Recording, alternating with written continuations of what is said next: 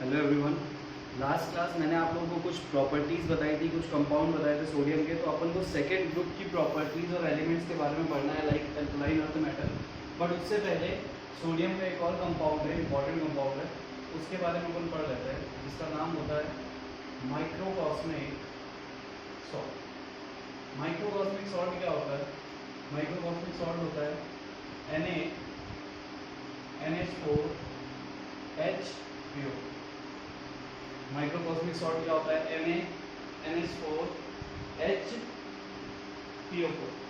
अब इसका फॉर्मेशन कैसे होता है? तो इसका फॉर्मेशन होता है जब आप NH4Cl यानी कि अमोनियम क्लोराइड, जब आप अमोनियम क्लोराइड की रिएक्शन Na2HPO4 के साथ कराते हो। तो देखो सिंपल सी बात है, यहाँ पे आयंस एक्सचेंज होंगे। अब आयंस एक्सचेंज होंगे तो फॉर्मूला क्या बनेगा, लेकिन आयंस कैसे एक्सचेंज होंगे? तो यहाँ से Na+ रिमूव हो जाएगा और यहाँ से एक Cl- रिमूव हो जाएगा। तो दोनों मिलके सबसे पहले प्रोडक्ट क्या दे देंगे? NaCl।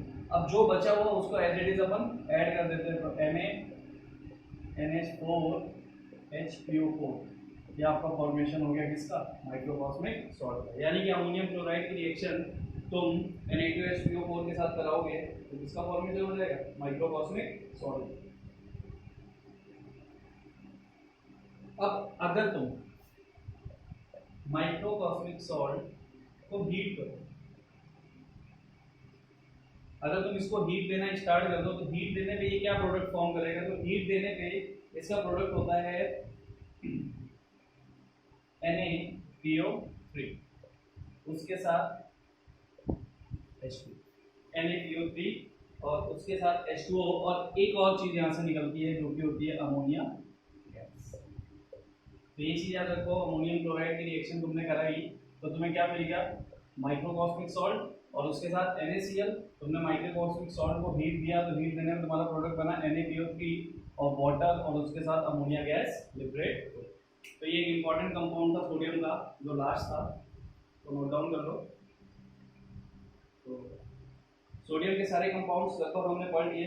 अब हम पढ़ेंगे कंपाउंड्स ऑफ पोटेशियम, यानी हम पोटेशियम के कंपाउंड्स पढ़ने जा रहे हैं।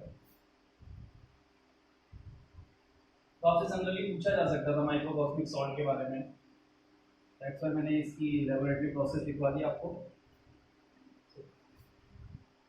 हेडिंग डालेंगे कंपाउंड्स ऑफ पोटेशियम। इसके कौन कौन से कंपाउंड्स हैं अपन उसकी बात करेंगे। जैसे मैंने आपको पहले दिन बताया था, मैंने आपको पहले दिन क्या बताया था कि लिथियम मोनोऑक्साइड फॉर्म करता है, सोडियम परऑक्साइड फॉर्म करता है और पोटेशियम सुपर ऑक्साइड फॉर्म करता है। इसका रीजन मैंने क्या दिया था? साइज, लाइक Li+ और O-, इनके साइज लगभग सेम होते हैं तो इनमें अट्रैक्शन काफी होता है। Li+ से Na+ का साइज क्या है? बड़ा होता है, और ऑक्साइड से सुपर ऑक्साइड का साइज भी बड़ा होता है। तो मैंने आपको बताया था ना, larger size of cation stabilise the larger size of anion. तो ये मैंने आपको बहुत स्टार्टिंग में बता दिया था। तो अपन बात करने जा रहे हैं कंपाउंड्स ऑफ पोटेशियम की, और उसमें सबसे पहला कंपाउंड अपन उठाएंगे potassium oxide.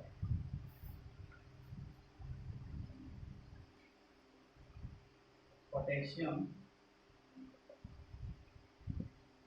Super oxide.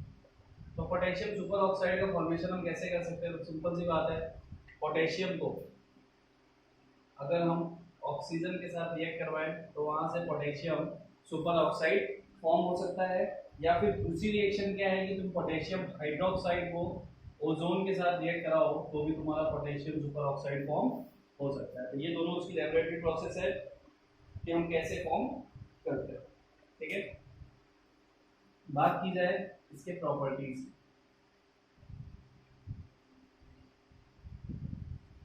Properties की अगर मैं बात करूं पोटेशियम सुपर ऑक्साइड की, तो पहली प्रॉपर्टी हम इसकी रिएक्शन करवा रहे हैं वाटर के साथ। तो अगर मैं पोटेशियम सुपर ऑक्साइड की रिएक्शन वाटर के साथ कराऊं तो ये कन्वर्ट होता है बेस में, और उसके साथ देता है हाइड्रोजन पर ऑक्साइड। ठीक है, पोटेशियम सुपर ऑक्साइड की रिएक्शन अगर वाटर के साथ कराओगे तो कन्वर्ट होगा पोटेशियम हाइड्रोक्साइड, उसके साथ साथ आपको मिलेगा हाइड्रोजन पर ऑक्साइड और ऑक्सीजन गैस। दूसरी रिएक्शन हम देख रहे हैं कार्बन मोनोऑक्साइड के साथ। तो कार्बन मोनोऑक्साइड के साथ अगर ये रिएक्शन करेगा तो ये सॉल्ट फॉर्म करता है K2CO3 और उसके साथ निकालता है ऑक्सीजन गैस। ठीक है। थर्ड प्रोसेस में अगर हम इसकी रिएक्शन CO2 के साथ कर रहे हैं तो CO2 के साथ प्रोडक्ट सेम ही आने वाला है, K2CO3 और उसके साथ O2 देगा। तो अगर आप KO2 की रिएक्शन किसके साथ करा रहे हो, CO2 के साथ, तो वो रिएक्शन क्या दे रहा है, K2CO3 और ऑक्सीजन लिबरेट करा। अब एक चीज देखो, ये रिएक्शन सेम रिएक्शन है जो मैं आपको पहले पढ़ा चुका, जिसमें CO2 कंज्यूम हो रहा है और ऑक्सीजन रिलीज कर रहा है। यानी कि ये रिएक्शन भी किसमें यूज होती है, इस रिएक्शन का भी यूज करते हैं हम purification of air in submarine. ये मैंने आपको पहले भी कराई थी रिएक्शन, इस टाइप की रिएक्शन जहाँ पे CO2 इनहेल करता था और ऑक्सीजन लिबरेट करता था। अगर मैं पोटेशियम सुपर ऑक्साइड की रिएक्शन सल्फर के साथ कराता, तो पोटेशियम सुपर ऑक्साइड की रिएक्शन अगर तुम सल्फर के साथ कराओगे तो फॉर्मेशन हो जाएगा K2SO। तो ये भी इसकी कुछ इंपॉर्टेंट प्रॉपर्टीज नोट डाउन कीजिए।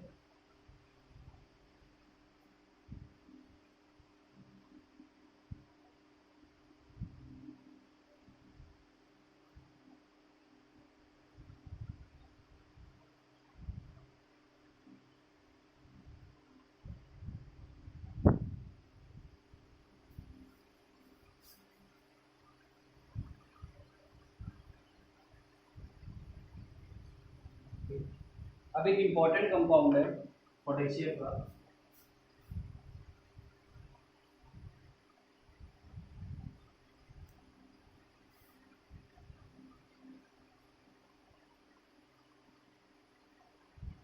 तो अब जो सेकंड कंपाउंड अपन पढ़ने जा रहे हैं पोटेशियम का, उसका नाम है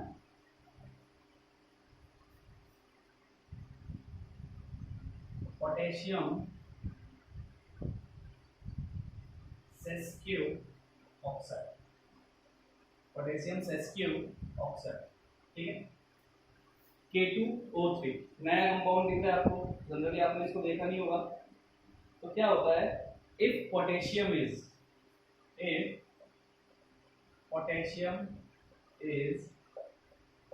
taken in liquid NH3 and air is passed, then K2O3 is formed। यानी कि अगर आप पोटेशियम से अगर आप पोटेशियम को लिक्विड अमोनिया में लो और उससे आप ऑक्सीजन गैस या एयर को पास कराओ तो आपका क्या बनेगा, पोटेशियम सेस्क्यू ऑक्साइड। यानी हमने पोटेशियम को लिक्विड अमोनिया में लिया और उससे ऑक्सीजन पास करेंगे। ऑक्सीजन पास कराने में फॉर्मेशन किसका हो गया, K2 पोटेशियम सेस्क्यू ऑक्साइड। ठीक है, ये एक इंपॉर्टेंट कंपाउंड है, इसका जनरल फॉर्म कैसे फॉर्म होता है सिर्फ इतना देखते हैं। नेक्स्ट अगर हम बात करें तो नेक्स्ट होता है पोटेशियम हाइड्रोक्साइड। पोटेशियम हाइड्रोक्साइड की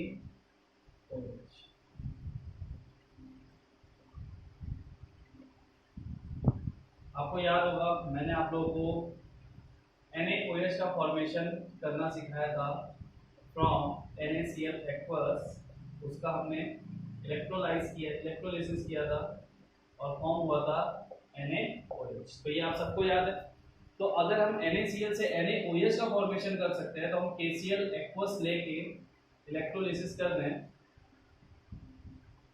तो क्या हमारा KOH नहीं फॉर्म हो जाएगा। तो सेम प्रोसेस इलेक्ट्रोलाइसिस करना हमें, हमने क्या लिया, एक इलेक्ट्रोलाइटिक सेल लिया, ये हमारा एनोड कैसा होता है, पॉजिटिव। एक और इलेक्ट्रोड ले रहे हैं अपन, सेम प्रोसेस है इसलिए मैं थोड़ा फास्ट बता रहा। कैथोड हम कैसे लेते हैं, निगेटिव। इनको हमने कनेक्ट कर दिया बैटरी से, ये निगेटिव है पॉजिटिव। इसमें कितने टाइप के सोल्यूशन है, इसमें है KCl का एक्वस सोल्यूशन। तो KCl का एक्वस सोल्यूशन है, मतलब इसमें किस किस टाइप की चीज है, तो ऑब्वियस सी बात है इसमें एक तो है K+, एक है Cl- और एक है वाटर। अब वाटर को तुम फॉर्म में ले लो किसके, H+ और OH-। ठीक है, एनोड कैसा होता है पॉजिटिव, तो एनोड क्या करेगा इस नेगेटिव पार्ट को अट्रैक्ट करेगा तो हम क्या बोलेंगे एट एनोड। एनोड पे कौन सी रिएक्शन हो रही है, एनोड पे रिएक्शन हो रही है कि Cl माइनस कन्वर्ट हो रहा है Cl2 गैस में और साथ में 2 इलेक्ट्रॉन निकाल रहा है। अब अगर मैं बात करूं इस H प्लस की, तो H प्लस जाएगा कैथोड की तरफ, तो आपका क्या हो जाएगा एट कैथोड।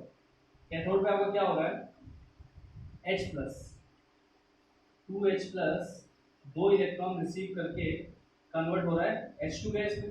अब H प्लस आपका उधर चला गया, Cl माइनस इधर चला गया, बचा क्या K प्लस और OH माइनस, और ये दोनों आपस में मिक्स होकर क्या बना देंगे K।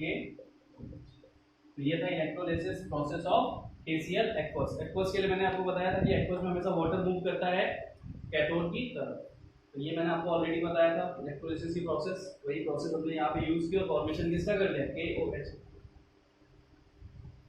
तो ये थे कुछ इंपॉर्टेंट कंपाउंड्स किसके पोटेशियम,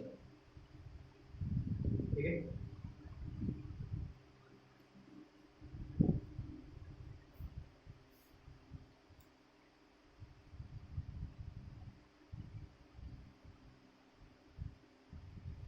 अब इसकी एक प्रॉपर्टी देख लो KOH की, एक प्रॉपर्टी कौन सी, अगर हम KOH की रिएक्शन NO के साथ करवाएं तो हमें मिलता है पोटेशियम नाइट्राइड और उसके साथ नाइट्रोजन डाइऑक्साइड गैस निकलती है, ठीक है। तो KOH की रिएक्शन अगर तुमने NO के साथ करेगा तो तुम्हें प्रोडक्ट मिलता है KNO2 plus NO2। Next compound की बात करें तो उसका नाम है K2CO3 पोटेशियम कार्बोनेट, ठीक। पोटेशियम कार्बोनेट, पोटेशियम कार्बोनेट का दूसरा नाम क्या होता है, दूसरा नाम होता है पोटैश, इसका दूसरा नाम क्या होता है पोटास, और तीसरा नाम क्या होता है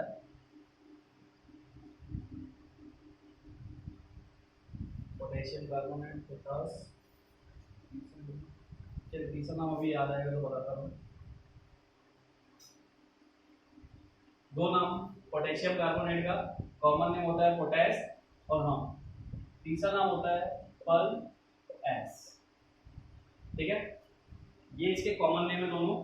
अब इसका फॉर्मेशन हम कैसे करते हैं, तो इसके लिए एक इंपॉर्टेंट प्रोसेस होती है जिसका नाम होता है ली लैंग प्रोसेस, और इस प्रोसेस में होता है हमें फॉर्मेशन किसका करना है, हमें फॉर्मेशन करना है K2CO3 का।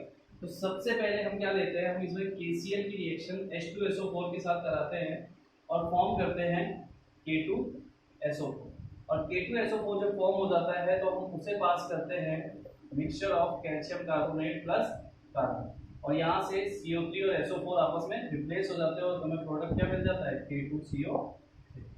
तो ये है ली लैंग प्रोसेस जिसमें आप KCl की रिएक्शन H2SO4 के साथ कराते हो तो आपको मिलता है K2SO4, और K2SO4 को आप रिएक्ट करवाते हो कैल्शियम कार्बोनेट प्लस C के साथ तो आपका फॉर्म हो जाता है K2CO3। अगर हम मिक्सचर ले लें K2CO3 और Na2CO3 का, तो इस मिक्सचर को हम बोलते हैं फ्यूजन मिक्सचर।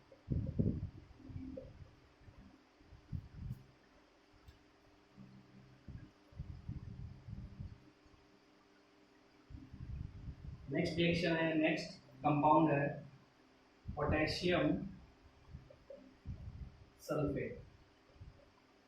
ये आपका फर्स्ट ग्रुप की लास्ट कंपाउंड है जिसके बारे में पढ़ने जा रहे हैं पोटेशियम सल्फेट। तो पोटेशियम सल्फेट का फॉर्मेशन देखो ये रहा। तो क्या करोगे, KCl की रिएक्शन H2SO4 के साथ करा दोगे तो तुम्हारा फॉर्म क्या हो जाएगा K2SO, और यहाँ से आपकी अल्कली मेटल्स की सारी प्रॉपर्टीज कंपाउंड्स समाप्त हुए। अब हम चलेंगे सेकेंड ग्रुप एलिमेंट्स और अल्कलाइन अर्थ मेटल की तरफ। नोट डाउन कर दो इसे, स्टार्ट करते हैं सेकेंड ग्रुप एलिमेंट्स।